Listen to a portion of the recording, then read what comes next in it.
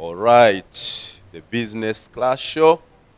Tuli Mukono Municipality olwaleero. Twagala kubaaniza mwenna programu yaffe nga bulijjo.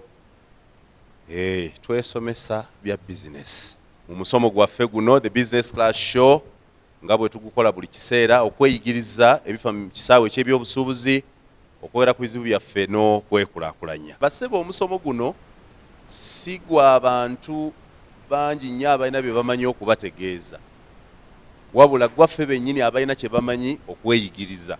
Waliwo omwami teyasoma akola business, agamba akoze business ya produce okumala emyaka 3. Mbubwoddira omukyala mulamuwo n'omusa mu dduuka, abamukwana be bajja mu dduuka ne baleeta. Wabula bwoddira mukoddomi w'omuvubuka akyakwana n'omusa mu dduuka, ziva mu dduuka nga zifuluma. Waliwo kirowoozezaako bw'aba mulenzi nga yalimu ate ayagala kulaga bali bweru abawala bamweyuwako mu kwagala okubalaga nti asobola akwata za dduuka n'awaayo.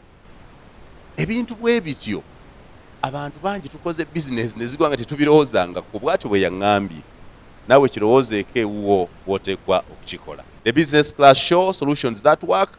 Tuli Mukono Municipality, olwaleero we tuli mu waadi eno eya Gulu Ward nga tukubaganya ebirowoozo ku by'obusuubuzi. Njagala kutandika n'okutegeera ekitundu kyaffe. Bizibu ki ebiri mu kusuubulira mu kibuga kino? Byemulowooza nti oba oli awo bye bikyakwatiridde eby'obusuubuzi okuba nga tebitinta nnyo.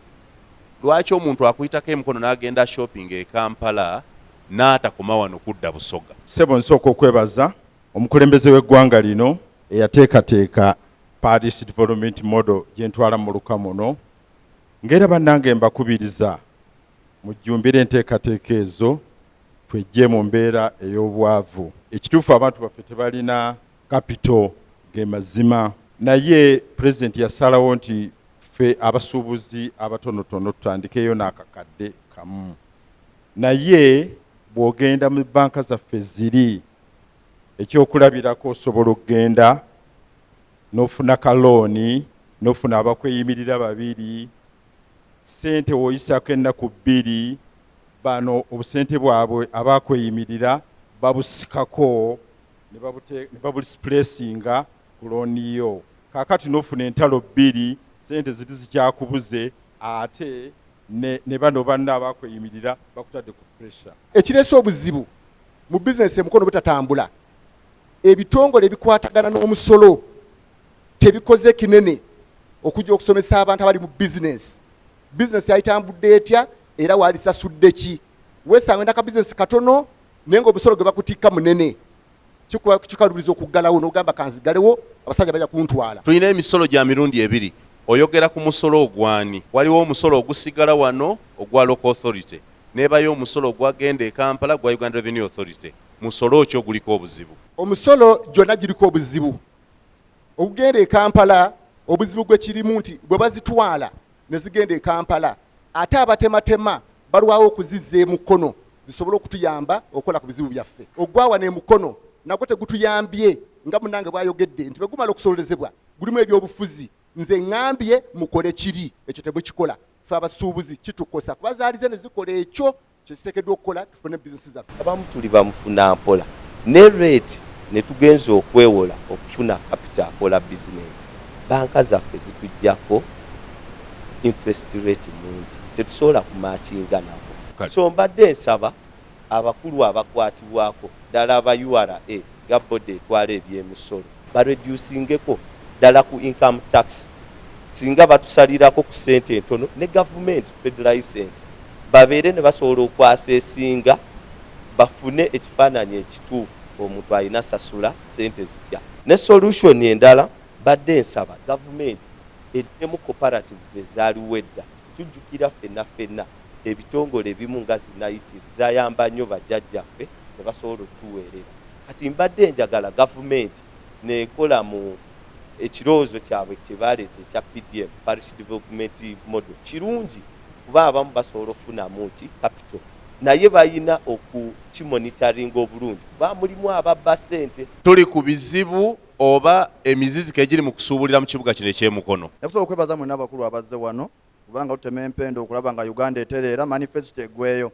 buli kyolaba ekifuula Mukono zaabu ye Victoria. Ffe tuyina ekintu ekitundibwa n'obuuza n'akitunda nti kitunda ssente mmeka atakimanyi ye nnuuni, ekyo mukikubire mu ngalo kubanga kiva Mukono.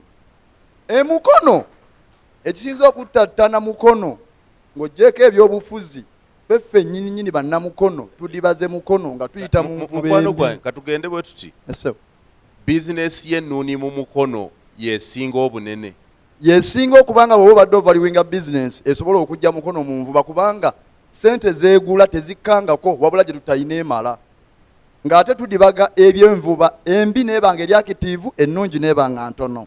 Ekirala, obubaka bwa paalamenti mu Mukono tebuliwo kutuweereza kutukolera, wabula buliwo kulwanagana gavumenti eri mu ntebe, ate nga tosobola kuddira nnanga ya piki gissa ku gaasi.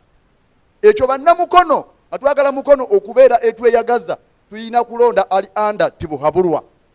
Ekyo nga kikyagaanye tukyakaaba. Osanga street nga we tuyina ya industry area gye tusuubira nti eyo abasuubuzi abasinga okuba abangi batunda mbaawo na welding, naye osanga omuntu mu kifo ng'ekyo n'akakaati kamu saaluuni. Oli n'amanya eno tulina eddwaliro lya Mukono General Hospital, sayidi eno tulina Church Hospital, wakati n'ateeka hardware. Local authority ya wano eya meya n'abala ddala esobola okuwa omuntu license okuteeka saaluuni wakati mu welding n'embaawo? Ansa ye. Bino byenjogera mbirinaku obukakafu. Wano Mukono tosobola sanga street nze ni muntu wa mabaala nti eyo street yonna yaba mabaala, tekiriyo. Mukola amabaala limu abiri, addako oli n'ateekawo seminti, omulala n'ateekawo kyaki. So embeera eyo naye tusibyeko bizinesi zaffe obutatambula bulungi. Olowooza nti singa Mukono ateekebwateekebwa n'ayawulibwa nti kati n'oluguudo lwa mabaala, luno lwa mawoteeri, eno mbaawo, kisobola okukyusa Mukono? Ekisooka kijja kumalawo obulogologo obutono obuli mu kibuga kino. Ekibuga kino emabegako kibadde mu mikono egy'abantu abali mu buyinza ab'NRM. Tetwandirowoozezza nnyo nti ebyobufuzi bikyankalanyizza nnyo, naye twagala okukirowooza nti abantu abali mu bukulembeze bw'ekibuga kino boyinza okuyita abawakanyi olw'okuba balimu embeera gye bayita ey'ekisinde, ate luutu eno batukoze bubi nnyo okuleeta abantu ab'ekibugwe mu kibuga muno. Ekisooka ekisinza okusuula abantu mu bizinensi zaabwe kwe kwewola ssente zitalina kigendererwa. Omuntu n'abeera ne bizinensi ng'olunaku agijjamu emitwalo 600 asasula bibiina bya gavumenti bye yagenda eteekawo okwewolaawula obusentesente obwo obutalina makulu. Abantu bwe bajongera okugenda nga beewola, omuntu atuuka okumalawo kapito ng'amusasula mabanja. N'olwekyo senga abantu banna bizinensi zaffe balekerawo okwewola, osanga omuntu ng'atunda kuleeti ya BM olunaku nga ne bw'agiteeka mu dduuka ali nga kuleeti emu agitunda n'ekola ki? N'agenda mu banka, n'agenda mu bubiina buno bukinoomu, n'aggyayo $1,000,000 asuule kuleeti 12 naye ng'agenda kutunda etya? Emu. N'atandika okuddira ssente ziri ze baamuwola ng'ate bw'azizaayo agenda okuzimalayo nga ne ze yalinamu zikoze eki? Ate nga bamubanja amagoba gayina okusasula mu kibiina kiri. Kati bw'amala okulaba nga zimubuze n'agenda mu kibiina ekirala ne yeewola akakadde, n'aggyako 2 g'amagoba gali n'asigaza 8. Bizinesi egenda esereba paka bwekola ki? Ekyo nkitegedde mwaka guno. Era bwe nava mu pulogulaamu y'okwewola nagendanga okubala omwezi ng'ebbaala erimu akakadde kamu, leero jjo nakedde okugibala ng'eyingidde obukadde 2.5. Kitegeeza bwe mutalekera okwewola nga temulina kigendererwa. Ekyokubiri, ensonga ey'okubiri enkulu ennyo abantu bonna gye batalaba, ebintu bye tukozesa birinnya buli lunaku naye emisaala gyaffe tegirinnya. Omwana wange musomesa afuna $50,000 buli mwezi. Bwe nali mutwala okusomesa okutandika okufuna omulimu ogwo yafuna $50,000 omwaka guli, n'olwaleero luno afuna $50,000. Naye ennyumba mwabadde asula abadde asasula $10,000 kuba tebamuwa ku nyumba ku ssomero, kati yagenze ku $10,000 n'emeka, omusala gwasigadde kwameka? buli kimu kirinnya naye omusaala tegukola ki? Senga gavumenti ekeera ku makya n'erinnyisa emiwendo gy'abantu ne ssente z'abakozi n'ezirinnyisa, tujja kusobola okumakinga n'ebbeera y'obudde. Naye bwe tunaabeera nga bye tukozesa birinnya ng'ate enfuna ekka wansi, kyova olaba omuntu akwata mu bizinensi ye n'ajjamu akasente n'ayongera mu bizinensi. Tubadde tukaaba enguudo naye ng'abantu bazimbye mu makubo, bazimbye mu myala, bazimbye mu ntobazi, amazzi ago ne gajja ne fuuka ekizibu ne gatandika okwonoona enguudo. Obuzibu bwonna oluusi tubatadde ku gavumenti nti egabye entobazi zonna ne zizimbwamu.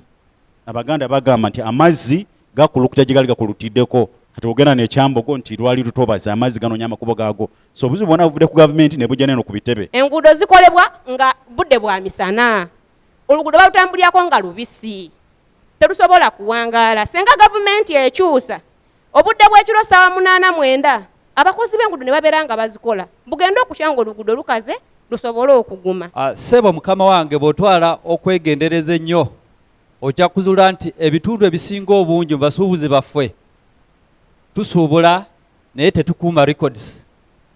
Ekyo no kituzaayo eri ku muntu abadde agamba nti omusolo gubeera munene. Revenue bwe kutuukako nga kirungi osuubula naye tomanyi ebitabo byo tebirabika, bakuwa omusolo gwe balowooza. N'olwekyo tuteekwa okuyiga okukuuma records. Kobeere nti osuubula nnyaanya, kabeere nti oli mu bizinesi efaana nti obutono, record keeping kintu kikulu nnyo. Ekisembayo mukadde wange ky'ekigambo kya zi banks okutuyambako. Gavumenti yateekawo ssente ez'okuyambako abasuubuzi n'abalimi, nga ssente ezo ziri mu banks ezisuka 24 eza Uganda nga zikola zajja mu ngeri ya COVID okuyambako abantu twakosebwa mu COVID. Ssente ezo ziriko rate ntono nnyo, okulima 12%, okusuubula 12%. Bakuwa ssente omusuubuzi okutandika ku milioni 3 n'okweyongerayo. Tulina abasuubuzi abali mu levels omukono abandi bakola emirimu gino bakulakulana. Naye banki ze tulina ogenda ne ssente ezo balaga nti ziriyo, bakuwulira ku rate ziri ezaabwe eza bulijjo. N'olwekyo abantu badde bafuna ssente z'okwewola ku rate entono bakulakulane, bali ku zi ezaabwe za 20%. Njagala okusaba abakulembeze baffe batuwe omukisa okwongera okumanya ssente zo gye ziri. Then bakama baffe abakulembeze ba town clerks, ba RDCs bayiteko mu banks ezo kulaba ssente ezo abantu baziwoze batya, mujja kwa nti mu butuufu bazituulira. Emisolo nagyo gyayogeddwako naye kirimu emitendera.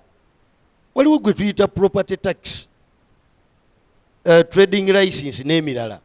Kati property tax ono nze ndowooza bandizenga ne bamala okukola evaluation entuufu, si kutuula butuuze eri ne bayisa ekizimbe bwe kiti kigenda kuwa ssente bwe ziti naye nga on ground tebamaze kutuukawo. Ensonga endala eri ku zino tini numbers ze waliwo awe mabegako baatuleeta misinde okufuna tini numbers ezo, naye tugenza okumaliriza nga bizinensi gye wafuniramu tini namba eyo bizinensi yagwadda, n'ogenda oba nnyonnyole nti bannaaye eno bizinensi yagwadda, ne batandika oyinamu emmotoka, oyina kadi y'emmotoka, simanyi wakola exchange ne kadi y'emmotoka, kati nga byonna byakubuzabuza. URA yeetaagisiza ddala okusomesa abantu bano ku misolo egyo.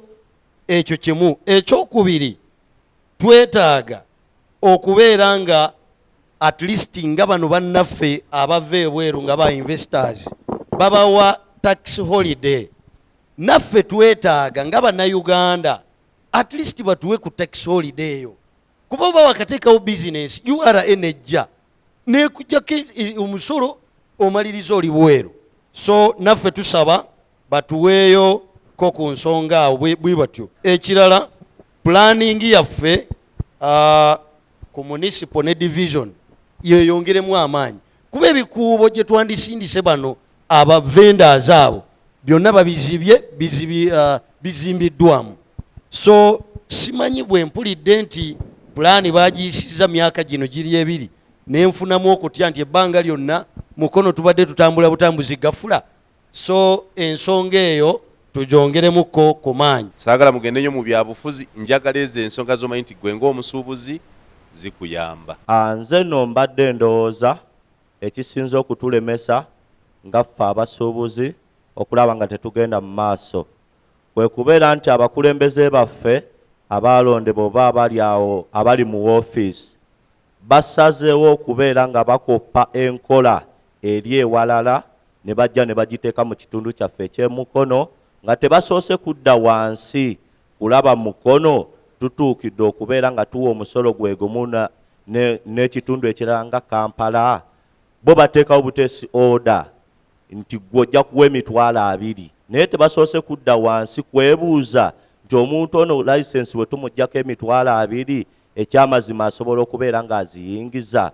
Nze no we mbadde nsabira abakulembeze bave mu mawoofiisi bakomewo wansi ku gulawundi. Town clerk waffe wuno waali sebo bagambye nti omusolo tuwuliziganye bagambye omusolo engereka yammwe ey'ekibuga mbu temufaayo ku muntu kyakola mugereka luguudo nti buli ali wano kakadde buli ali wano bwe muti nga temwawudde kapito nyinza okuba ku luguudo naye nga kapito wange ali wansiko. Kale maama maliza town clerk waali ajja kuddamu ekibuuzo ekyo. Genda ku nsonga maama. Ku nguudo enguudo ffe kennyini ffe tuzoonoona nga twekalakaasa tuzikumiramu ebipiira ne zisaanuuka ne zikola ebinnya naye enguudo ezo ze twonoona ffe kennyini ffe tuzoonoona ffe tuziyitamu ate ffe tukompuleyininga nti mbi.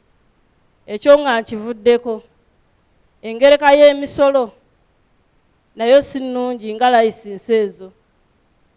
Nze olunaku lumu nina ka bizinesi kange akatonotono ke natondawo nga nze kennyini nsonza obusente bwange mwogwo omulimu gwenkola ne nteekawo aka bizinesi kange naye nagenda okutuuka bankubira simu ng'ate abakanso bagiggadde ate tebammanja nasasula ne ngenda okutuuka okubakubira essimu bannange nasasula layisinsi ng'ate layisinsi bagisibidde munda tebatutte na mukisa kulinda babuuze nti abeera wano ali luddawa bo olwateekwa nga bateekako kufulu nga basibawo ate nteekamu transport ngende gye nasasulira ngenda okutuuka ku division gye nasasulira ng'ate baŋŋamba leeta enkadde ng'ate bagisibidde mu nnyumba. Kati obudde bwe nandibadde nnoonyezaamu ssente ezinaasasula omwaka omulala ate mbumaze mu kkubo nga ntambula kati ogujja bwe banajja okugisoloza ne mbagamba siziinaawo ng'era banteerako kufulu. Ekyo nga kiwedde nti enteekateeka y'ekibuga mu mirimu gye tukolera si nnungi. Enteekateeka y'ekibuga ekibuuzo ekyo nakyo town clerk ajja kitwala enteekateeka y'ekibuga. Tiffe kati abapangisa amayumba aga buli lunaku nti olina okusasula tulina omusolo gwatuteekebwako nti buli lunaku tusasula naye essente ezo zitwalibwa naye temudda kulaba tituzisasula tusula tutya kubanga ssente ezo twandibadde tusuubira nti bwe mwandibadde muzisoloza ne muzitwala mwandibadde mudda n'okulaba nti abakyala abo abavaamu ssente ezo ze tutwala kituufu basula bulungi naye bannange tusula bubi. Nze ensonga yange ejja kwekuusa nnyo okuffe ba business people oba abantu abakola business. Njagamba kiri ku butamanya kuba wayogedde n'ogamba omuntu lwaki ava ejjinja n'agenda Kampala nti ab'e Kampala basuubula Dubai na China naye ffe nga bannamukono tukyalemeddemu ekyalo oba bakadde baffe bakyalemeddemu ekyalo nti ojja kwesanga mu mukono tewali muntu amanyi nti nsobola otumya ebintu ku nnyonyi n'ebintuuka ku Mukono nga sigenze wa Dubai. So tukyabulwamu obwongo obupya oba gavumenti okubaako byetusomesa bw'ati omuntu wayinza okusuubula kubanga nze nandibadde ndowooza nti omuntu yenna akamente yandigiwadde ku bisagazi naye gavumenti etusolozaamu emisolo ne banka ne zibeera nga zituwola ssente zitukola naki naye nga tezifuddeyo kutusomesa bate bwe tunaafuna ssente zetubateresa oba zetubasasula mu mabanki kubanga mu Uganda mwokka mwosanga loan period ng'ojja kwewola obukadde 2 Yes. naye nga bampadde ennaku 3 naye ng'ate loan interest eri ku 20% naye ng'ate loan eyo baagala ngimaleyo omwezi gumu. So nze ndowooza nti ekyo kya bbeeyi nnyo tekyandibadde kya bbeeyi nti interest teba nnene eba nomo 20% naye ekigifuula obuzibu period eba ntono nti sente ze batuwola batuwa ebbanga ttono okuzisasula. Welcome to Sandbox Solar Uganda Limited. All your solar needs one portable box for convenience and flexibility. Our lithium-powered batteries and inverters in one box for solar and non-solar appliances. It's hassle-free, no monthly bills, it's affordable and reliable green energy. Sandbox Solar Uganda Limited for all your domestic and industrial energy needs. You can cook, iron, light and heat. Sandbox Solar Uganda Limited for green and reliable energy. Zengamba ebintu biringa bibiri nabyo newankubadde abamu tubadde tetubyogeddeeko.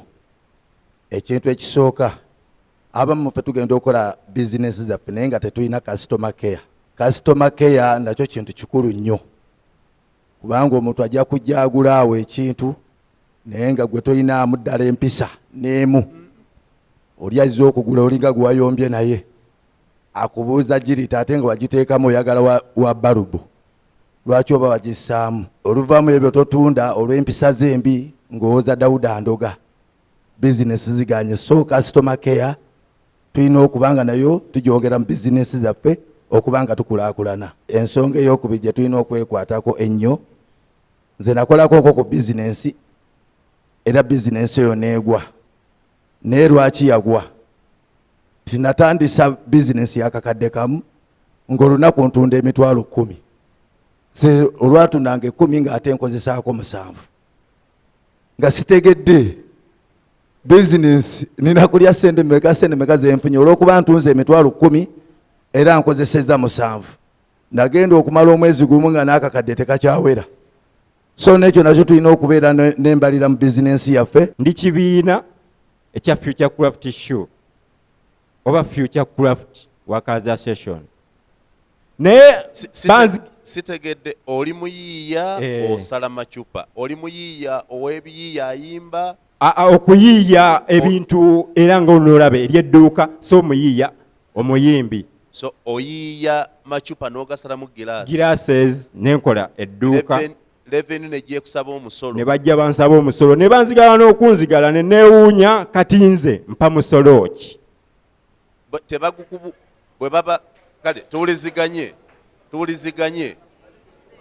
The business class solutions that work. Bo bwe bajja okusaba omusolo. Yes sir. Tebaguwa linnya. Tebangamba na kino na musolo ki gwe nnina okuwa nnina nakugerekebwako ssente mmeka kuba nfuna n'ebibaawo ebivunduvundu ze nenkolamu entebe esobola okugulwa akakadde. Kale toyanza maliriza webale nnyo the business class solutions that work. Erinnya Mubiru Godfrey Kansala Goma Division. Ekisookera ddala ngenda kutegeeza mukama wange nti enteekateeka ya Mukono Municipality yo nfu ddala kubanga okusinziira ku street ze tulina waliwo abateesa abakyogeddeko ndoza bantunudde mu bintu bye mbadde ngenda okwogera nti osanga addiwe yaweeri ng'ate waliyo horodingi, waliyo betingi, waliyo emidaala egy'ennyaanya. Njagala ekyo Town Clerk, njagala owulira ekibuuzo omwami kyagamba aga nti ekimu ku bye boogedde ssebo nga tonnatuuka mu lukiiko luno baga nti ekibuga Mukono si kiteeketeeke. Osanga wano edduuka erimu lya hardware, wakati waliwo bbaala nozaako saaluuni, emabega wa mmere, mu maaso wa mbaawo, amabega makanika. Ekibuga tekirina bifo biri designated nti wano wabeerawo kino. Kwe kubuuza nti abagaba layisinsi bayinza okuwayo layisinsi mu ngeri eyo. Ssebo wootabadde abantu bagambye nti wano mu Mukono awali bbaala bayinza okuwaawo layisinsi y'eddwaliro, bbaala n'erinaana eddwaliro ne kuddako ebirala. Ekibuuzo ekyo ssebo musawo kiteeketeeke mu byogenda okuddamu. Kale tugenze ku bano abagaba trading license bano ngaba chief agent nti ye agenda bwe balina okuvunanyizibwa ku miruka egibeera mu kibuga nti waliwo abayagala license baguzeeyo edduuka lye ye talina kugenda Goma ate talina kutuuka ku dduuka lyakola ki lyagenda kuggulawo oba street nti ye agenda bugenzi ku municipality wateekayo ssente zalina okusasula mu license ye ng'agenda kuggulawo edduuka ye tafaayo kumanya dduuka lyamuweddeko license liri luddawa era litunda biki ekyo nakyo kireeta obuzibu mu nteekateeka y'ekibuga. Ekyokubiri nti mbudde buno bwa kasooli agudde naye ng'agudde ku mbeera ey'abasuubuzi n'abalimi, nti tuddira eddagala ne tuliteeka mu kasooli okuuma olw'ebbeeyi y'akasooli ebe ng'esobola okukola ki okulinnya, ne tuwunzika nti gyagenda mu katale bagenda okuzula nga kasooli alimu obutwa, ne kiviirako okuba nti kasooli akoze eki avaayo n'agwa. Kasooli wa Uganda takyagenda Kenya nti olw'embeera eriwo kati nti kasooli alimu ki alimu obutwa. Ebizimbe bannannyini byo babiseera nnyo. Awo wenneebuliza tawunikira kate muyina maanyi gagamba nti nedda ku situiti eno omuntu teyalisaanye kusaba renti asukka ssente bweziti. Oyagala Municipal Council yebeerungamya bannannyini bizimbe ku renti oba ssente z'obupangisa ensaamusaamu mu bitundu ebyenjawulo. Njagala okusiza ku bwekino ekyo oteekwa okubuuza mu mateeka bakkirizibwa ekizimbe kyange tukikole tutya. Twagala twogere ku bwogezi ku bintu, twagala solutions that work. Kisobola kukolebwa kitya? Kyenvudde neekubira endulu batawunikira agenda tuluŋŋamya lwa nsonga nkulaze nti bwe mba ntunda n'enkuseera gavumenti esobola okugamba katugeze wendi bwe babayisaawo ekkubo sisobola kusaba ssente zenjagala nze wamala. Gavumenti ereeta chief government valiwa n'abala n'agamba ezo z'osabye nki nnyingi mu Uganda bwe kiri. Kitegeeza nange mu renti wano okubeera feya omuntu landlord bw'anduumuula ennyo n'aligenze n'aligenze ku municipal ne ŋŋamba bannaye batuduumuula nnyo kubanga ebizimbe bikala ate bannaffe ne bajja olw'okuba mu Uganda tulina obuzibu tetunoonyereza nti we tugenda okukolera bizinensi eno enenkolera. Nange kankubuuze kino, tuli mu business class tunoonya solutions that work. Njagala owe kutawunikirako amagezi. Nasayininga looni bagambye omuzigo wa kakadde. Tawunikirako agamba balandiroodi nti awo sabawo 7. Landiroodi aga nti bwensaba 7 banka ennywa muwe ku magezi. Bw'oba ogenda okusaba looni n'ojjuza nti nze wendi ku street wendi katugeze mu kikko bwe wali kalina yange nti rent omuzigo ngufunamu $1,000,000 ebeera ekimanyi nti nina ogenda ku municipal eyo due diligence gyenkola ddala wano mu kikko bafuna $1,000,000 naye ku Western ng'ekimanyi nti $1,000,000 wagirimbye togifunawo. Ebizimbe byawo okusinziira ku municipal ne planning yaayo tebisukka $5,000. Waliwo yali atunda omuti wali ku lw'empigi, omuti yali agwagala $1,000,000 byali 4 ne bagenda mu kooti yafunikira afunye $1,000,000 zaali 4 ate nga gavumenti yali mwa $3,000,000. Kitegeeza waliwo enkola ey'obutabbibwa. Obanga gavumenti ekkirizibwa kubbibwa ng'ezimba enguudo, lwaki abantu bafe abafunye capital omutono tubakkiriza bakole business ate bakwe? Webale nnyo business class solutions that work. Kansembeyo maama. Amanya gange nze kansala Sebunya John Leonard Saalongo. Atawunikira akasebo ebiseera ebisinga resolutions zetuyisa mu kanso teziteekebwa mu nkola. Ebyo bye bimu kubireese obuzibu mu mukono okubanga ndooza tulabise nga ab'ekiboggwe. Tuteesa ebiteeso mwe be muba tutumye naye ebiteeso ebyo bwe tubiteekawo nga birungi nnyo ng'ebyamakubo ng'ebyakasasiro nga tulowooza nti bigenda kubanga biyamba abantu baffe, naye abakulu abateekeddwa bisa mu nkola be ba technicals. Kiteeso kikyojjukira kye mwayisa ku lw'abasuubuzi kyali kigamba kitya kye baagana okussa mu nkola? Ekyabasuubuzi si byabufuzi, ekyabasuubuzi twagamba nti akatale kano kino bwe kiti tata. Sebo okusooka ekkubo eryo erigenda mu katale eriyita mu kikko eryo twaliteesaako dda ne liba buli kaseera tulibeerako likolebwe kuba liyamba abasuubuzi baffe bangi nnyo, naye ekkubo eryo lyagaanibwa okukolebwa buli kaseera batusuubiza busuubuzi. Mwalisaako ssente mmeka? Ekkubo eryo bwe twaliteesaako twalisaako zaali obukadde biliyoni yali obukadde bwali 7 obukadde 7 bwe twaliteekako. Lyali lyakukolebwa ku bukadde 7. Bwali wakolebwa ku bukadde 7. Nga zivaawa mu musolo gwe musolooza wano zaali za kuva mu gavumenti, waliwo ekitongole ekyazibawa zaali za kuba mwakiteesako kiteeso ekyo kyali kiteeso sebo zaali zivaawo olusanvu which allocation sebo allocation yali ya bawi ba musolo yali ku musolo kansala esebo bwe tuba mu kanso mwe naliko esebo tugamba tugenda kuzimba wano akatale esebo kajja kutwala milioni 8 esebo banka ya UDB egendo zituwola esebo emiliyoni olusanvu ez'ekkubo mwaziteesa kuva ku ki mu local revenue owawano local revenue owawano okay omwaka oguwedde mu musolo gwammwe gwa local revenue mwasoloza sente mmeka kyesisobola kakati essaawa zino okuwa mu bitabo naye mbadde nsaba nti tuve mu bitabo kubanga katero byetaaga kubikkula bitabo essaawa zino olw'obudde twogere ekiri ku ground kuba kyamazima ekkubo eryo litawanyiza abasuubuzi baffe bwe tunadda mu bitabo tawuniklaka waali data simulina yayinza okuba nga mulina naye mbadde nsaba oluguudo olwo twaluteesaako lukolebwe era ne luyisibwa nti lugenda kukolebwa naye kyewuunyisa mu kuziika Ssemusambwa bamala kulwogerako abantu ne boogera nti oluguudo lubayisa bubi enkeera tractor nejja netandika oddulima naye nga lwali lulina kuyiibwa kolansi oluguudo olwo lwatesebwa kuyiibwa kolansi njagala omalirize tugende ku session eddako ebiralo jja byogera kuba waddako era nawo waliwo ebyo byennyini kakati njagala kwogera ku mulamwa gwange eyo mbadde kugambye ngenzeeyo obugenzi njogera ku kasasiro ayitiridde mu kibuga omuyitirivu ennyo twali twakayingira mu kanso omwo ne batuleetera kampani eyitibwa The Beans bwe yajja omulamwa gwayo bagireeta kulaba nti emala kasasiro mu kibuga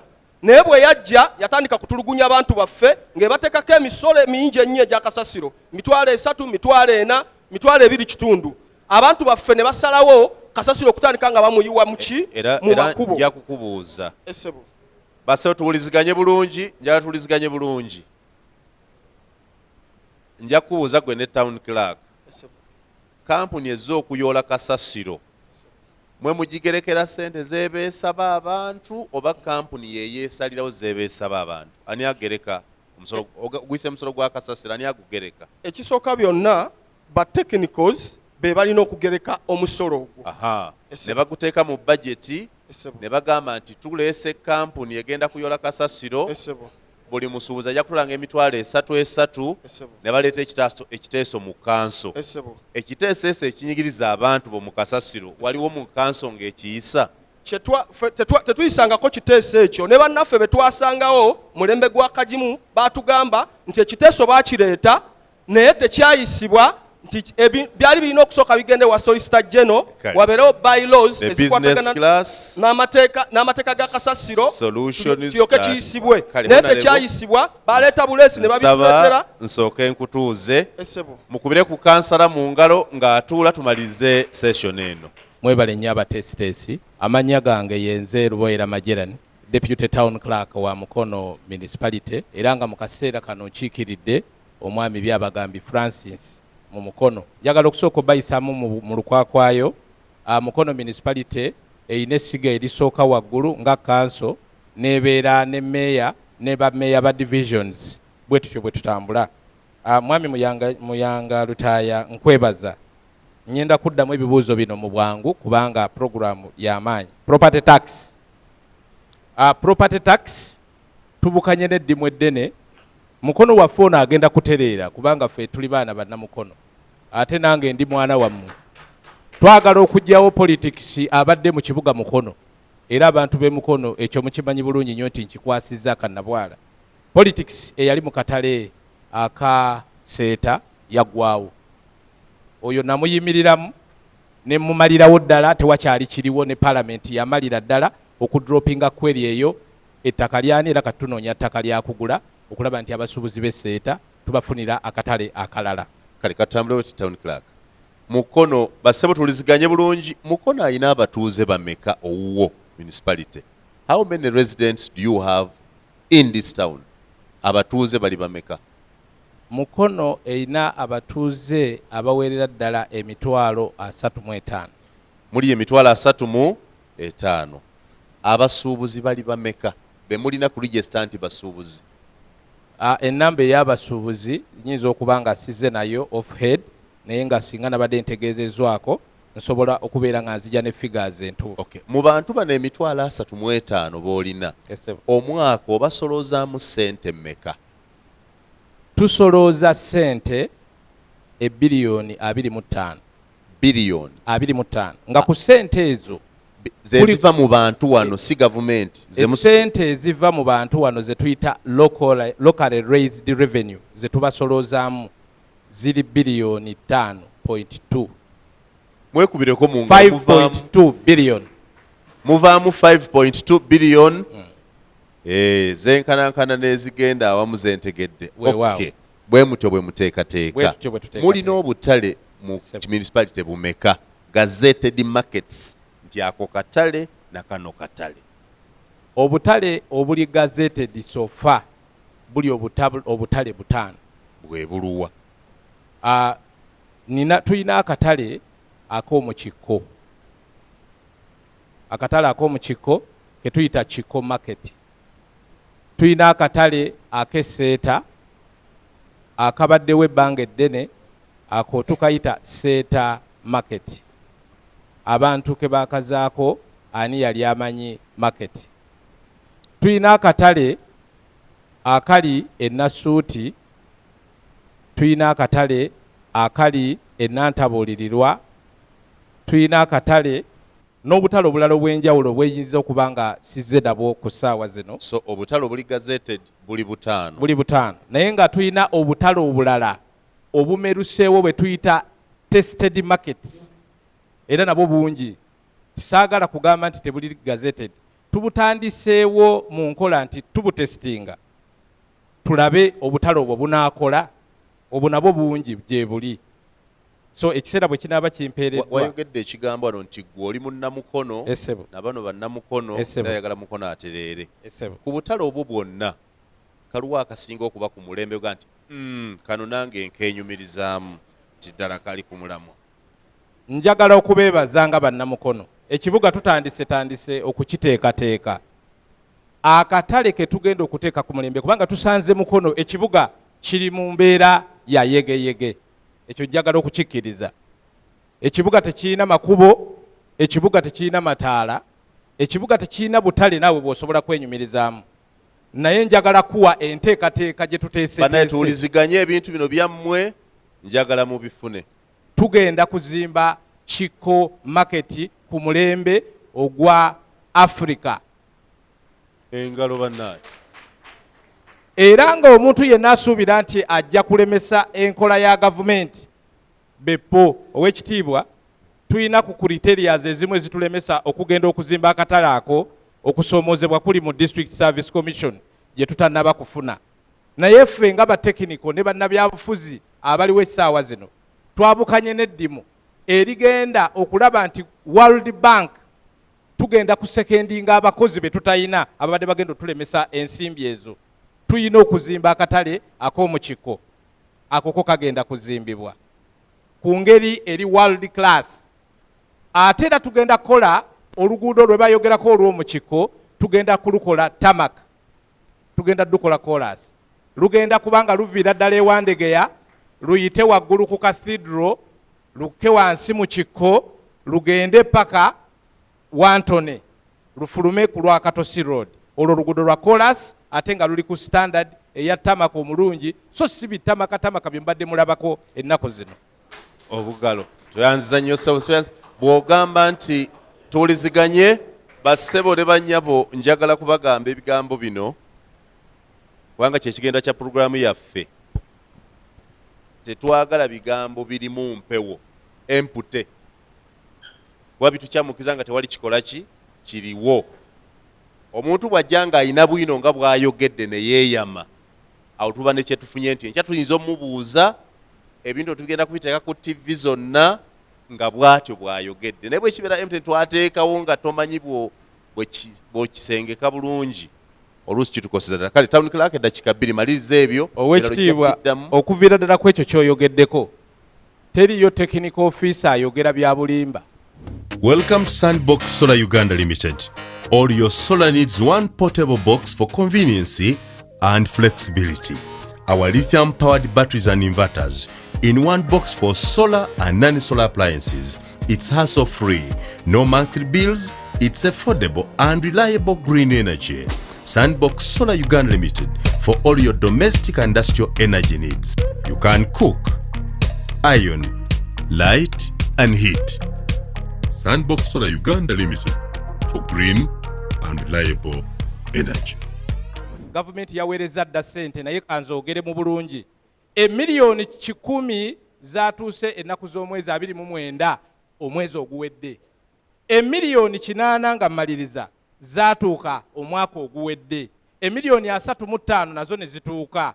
Tuyina omugatte gwa miliyoni 215 ezigenda okukola omugga gwa Lweza nga kubulako miliyoni 4 naye tugenda twaja advertising dda tugenda guwa contractor era mu mwezi nga gumu okuva kati Lweza bridge ejja kuba ewedde. Festino twagitaddeko dda miliyoni 25. Festino eyaguddemu naye tubadde tukyalinda enkuba eno ngeri y'olumino gyekyajja esooka erinda okutwala ebintu byaffe tusobole okukola omulimu omuyonjo. Tweyanza entalo osebo w'ekitiibwa. Entalo eziri mu Mukono ez'ebyobufuzi ziremesezza development.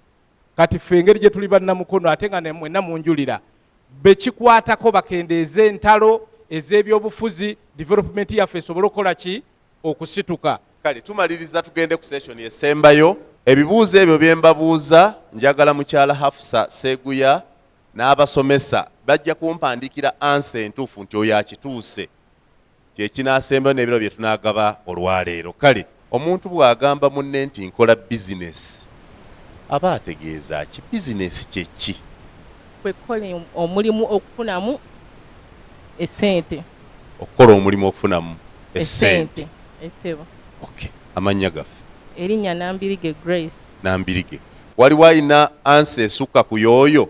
Bizinesi omuntu otandikawo omulimu gwe gwafunamu daily income okufunamu okulabirira famire ye naye okwebeezaawo nga ye. Ekintu kyokola okwebeezaawo ng'ofunamu. Kale weebale nnyo. Capital kye ki? Oliwaga nti noonya capital. Aba anoonya ki? Weebale nnyo ssebo ndi omugaye Kalule okuva Ekisoga. Capital ze ssente z'oteeka mu kintu ky'ogenda okukola. N'okwata ssente n'oteekamu ofunemu ssente otandikeko eggamba okukola. Oyo ye capital. Kale mpaayo ekintu kimu ky'omanyi nti omuntu akola bizinesi ateeka okinywererako bw'eba enaawangaala. Bw'oba otandika bizinesi olina okuba ne likotisi zaayo so that business esobola okunywera. N'ekirala nze ndowooza saving. N'okusavinga. Business class solutions that work. Bw'atyo bw'agambye. Waliwo alina ekirala ky'amanyi. Nze nga nze kyemmanyi omuntu kyateekeddwa okukola okuuma bizinensi yo. Ekisookera ddala olina obba n'empisa. Empisa. Mu bizinensi onoba ne customer care. Empisa ne customer care. Yes. Empisa kye ki mu bizinesi oba otegeeza ki? Kuba tumanyiza abafumbo. Kati empisa nga nze kyemmanyi.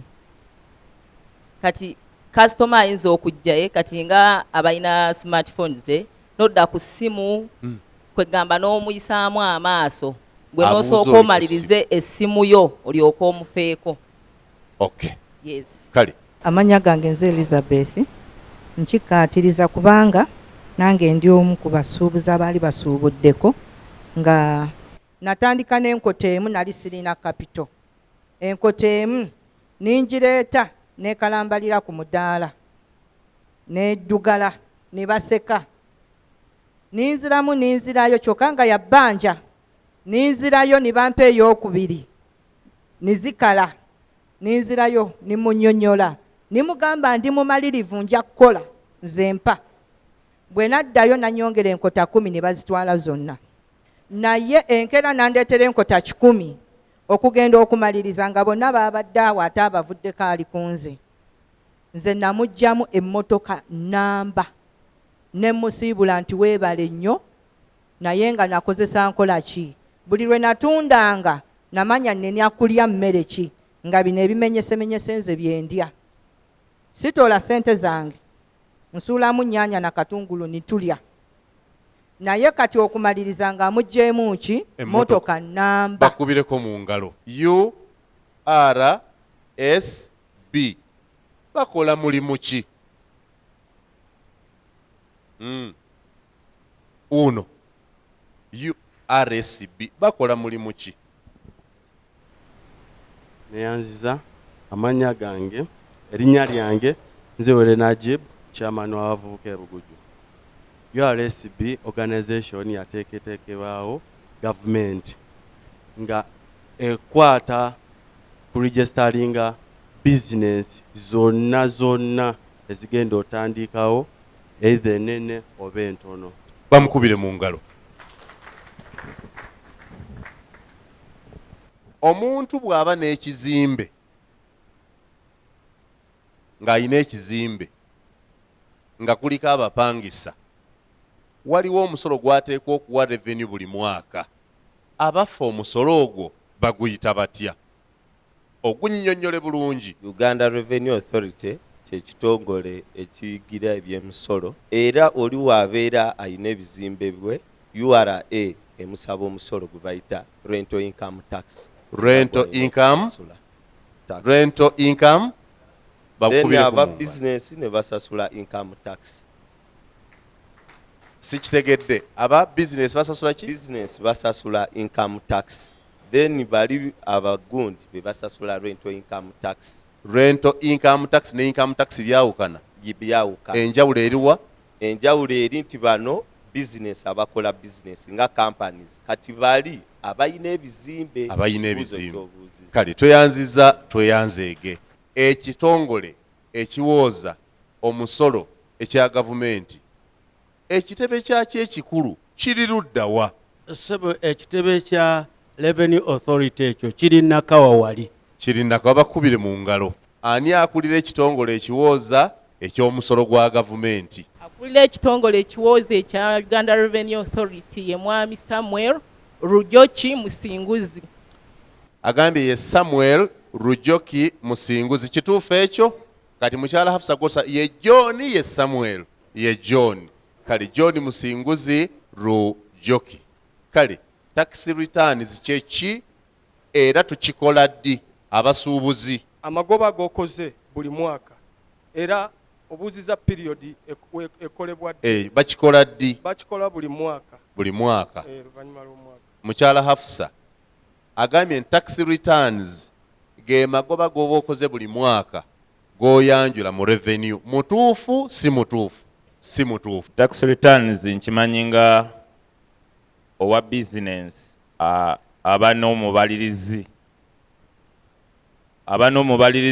abalirira mu financial yeeyo bw'okoze bw'oyingiza bw'ofulumizza bw'osaasaanyiza n'ozzaayo mu revenue ne basobola okubalira omusolo gw'olina okusasula. Tukikola ddi ekyo? Tukikola buli mwaka.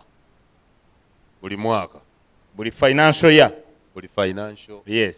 Esoosa entuufu tax return oba oyanjula ennyingiza n'ensaasaanya tulabe oba kuliko omusolo ogusasulwa era bwe gubaako gwenkanawa.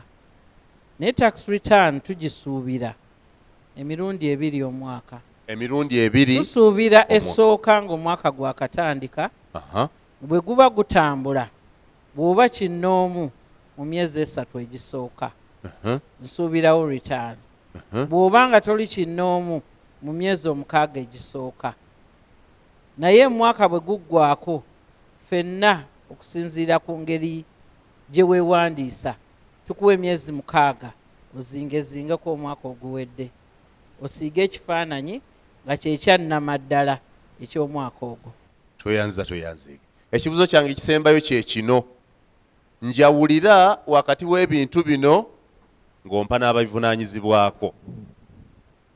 Enjawulo ya niini ne tiini ng'ompa n'ababivunaanyizibwako. Njawulira niini ku tiini ng'ompa n'ababivunaanyizibwako.